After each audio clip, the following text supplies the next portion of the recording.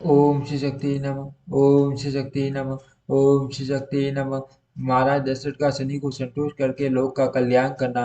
नारद जी ने पूछा, सुश्रेष्ठ शनैश्वर की दी हुई पीड़ा कैसे दूर होती है, यह मुझे बताइए। महादेव जी बोले, देव ऋषि सुनो, ये शनैश्वर देवताओं में प्रसिद्ध काल रूपी महान ग्रह हैं। इनके मस्तक पर जटा है, शरीर में बहुत से रोए हैं तथा ये दानवों को भय पहुंचाने वाले हैं। पूर्व काल की बात है, रघुवंश में दशरथ नाम के एक बहुत प्रसिद्ध राजा हो गए।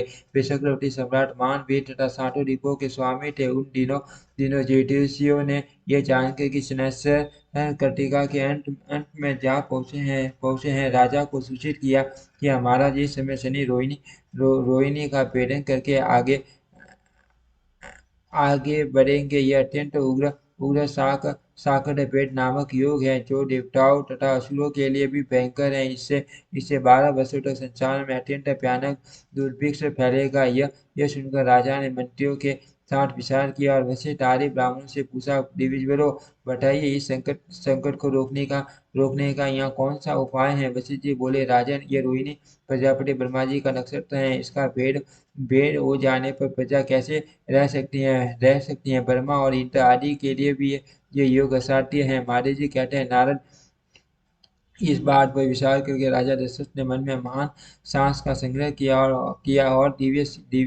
और दिव्य स्रोतों सहित दिव्य धनुष लेकर आरूढ़ हो बड़े वेग से वे नक्षत्र मंडल में गए। रोहिणी पुष्प सूर्य से 1.25 लाख योजन ऊपर है। वहां पहुंचकर राजा ने धनुष को कान तक खींचा और उस पर संहार अस्त्र का संधान किया।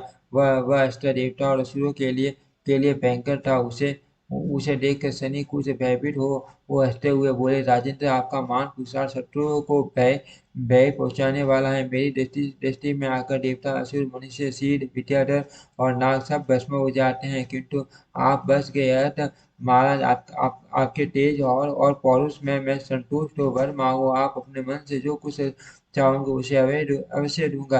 दशरथ ने कहा, शनिदेव, जब तक नदियां और समुद्र है, जब तक सूर्य और चंद्रमा से पृथ्वी कायम है, तब तक आप रोहिणी का स्पेदन करके आगे न बढ़े। साथ ही कभी 12 वर्षों तक दुर्भिक्ष न करे। शनि बोले, ए मस्तो। महादेव जी कहते हैं, ये दोनों वर पाकर राजा बड़े प्रसन्न हुए। उनके शरीर में रोमांच हुआ आया। वे रथ के ऊपर धनुष डाल डाल हाथ जोड़ शनिदेव की इस प्रकार स्तुति करने लगे।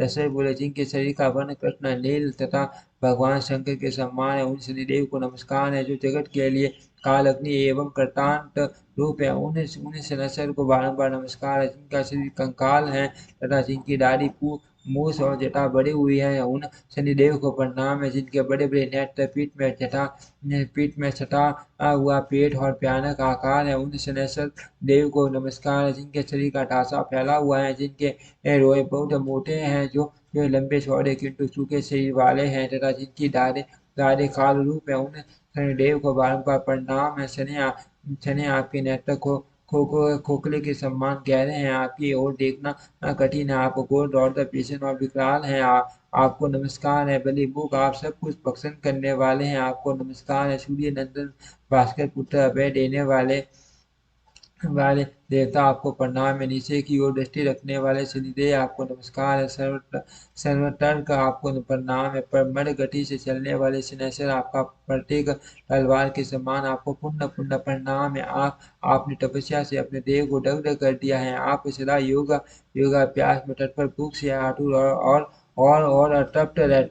रहते हैं। आपको सदा सर्वदा नमस्कार है। ज्ञान नेत्र, आपको प्रणाम है। कश्यप नंदन, सूर्य के पुत्र शनिदेव, आपको नमस्कार है। आप संतुष्ट होने पर राज्य दे देते हैं और रुष्ट होने पर उसे तक्षण कर हल लेते हैं। देवता, असुर, मनुष्य, सिर, विद्याधर और नाग, ये सब आपकी दृष्टि पड़ने पर समूल नष्ट हो जाते हैं। देव, मुझ पर प्रसन्न हुई, मैं वर पाने के योग्य हूँ और आपकी शरण में आया हूँ।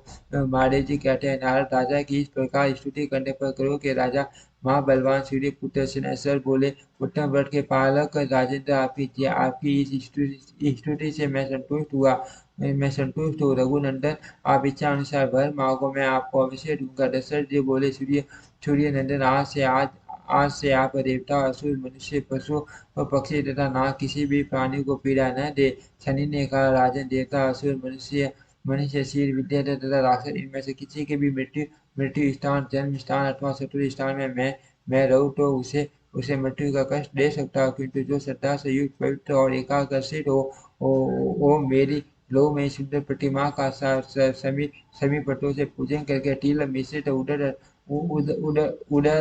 भाट लोहा काली गौ या काला वस्त्र ब्राह्मणों को दान करता है तथा विशेषकर मेरे दिन दिन को इस स्रोत से मेरी पूजा करता है। पूजन के पश्चात भी हाथ जोड़कर मेरे स्रोत का जप करता है, उसे मैं कभी भी पीड़ा नहीं दूंगा। गोचर में जन्म लगन में दशाओं में तथा अंतर्दशाओं में ग्रह पीड़ा का निवारण करके मैं सदा उसकी रक्षा करूंगा। इसी विधान विधान से सारा संसार पीड़ा से मुक्त हो सकता है। रघुनंदन, इस प्रकार मैंने युक्ति से आपको वरदान दिया। महादेव जी कहते हैं, नारायण बेटी ने वरदान पाकर उसे समय राजा दशरथ ने अपने को कृतार्थ माना। वे दशरथ को नमस्कार करके उनकी आज्ञा ले रथ पर सवार हो बड़े वेग से अपने स्थान को चले गए। उन्होंने कल्याण कल्याण प्राप्त कर लिया था।